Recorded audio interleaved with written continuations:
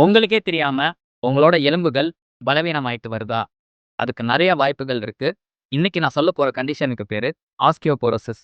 தமிழ்ல எலும்புப்புரை நோய் அப்படின்னு நம்ம சொல்றோம். யார் யாருக்கு வருது அப்படின்னு பார்த்தீங்கன்னா, நீங்க குறிப்பா பெண்கள், அதுவும் 50 வயசுக்கு மேல இருக்கிற பெண்கள், மாதவிடாய் நின்னதுக்கப்புறம் இந்த கண்டிஷன் வர்றதுக்கான வாய்ப்புகள் இருக்கு. உங்க எலும்புல இருக்கக்கூடிய சுண்ணாம்பு சத்து ராப்பிடா கம்மியாயிட்டு வரும். இந்த கண்டிஷன போஸ்ட் மெனோபாசல் ஆஸ்டியோபோரோசிஸ் அப்படின்னு நம்ம சொல்றோம். நீங்க ஆண்களா இருக்கீங்கன்னா, 65 வயசுக்கு மேல இருக்கிற ஆண்களுக்கு இந்த கண்டிஷன் வர்றதுக்கான வாய்ப்புகள் இருக்கு. அதே மாதிரி ரொம்ப நாளா ஸ்டீராய்டு போன்ற டேப்லெட்ஸ ஃப்ரீக்வென்ட்டா எடுக்கிற பேஷண்ட்ஸ்க்கும் வரலாம். நீங்க கிரானிக் ஸ்மோக்கர் அண்ட் ஆல்கஹாலிக்கா இருக்கீங்கன்னாவும் இந்த கண்டிஷன் வர்றதுக்கான வாய்ப்புகள் இருக்கு. இந்த கண்டிஷன்ல சஃபர் ஆகுற பேஷண்ட்ஸோட எலும்புகள் ரொம்பவே வீக் அண்ட் ஃப்ரெஜைலா மாறும். ஈஸியா உடையறதுக்கான வாய்ப்புகளும் இருக்கு. இந்த கண்டிஷன கண்டுபிடிக்க முடியுமா? கட்டாயமா.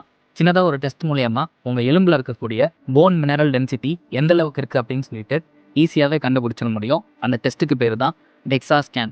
டூயல் எனர்ஜி எக்ஸ்ரே அப்சார்ப்ஷோமெட்ரி அப்படின்னு நம்ம சொல்றோம்.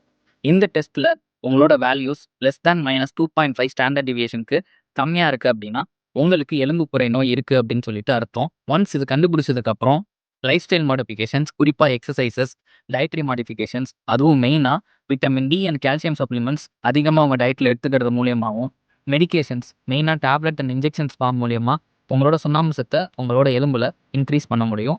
இந்த வீடியோ உங்க ஃப்ரெண்ட்ஸ் அண்ட் ஃபேமிலி மெம்பர்ஸ் யாருக்குன்னா யூஸ்ஃபுல்லா இருக்கும்னு தோணுச்சுன்னா ஷேர் பண்ணி விட்டுருங்க. நம்ம பேஜுக்கு ஃபாலோ பண்ணிக்கோங்க.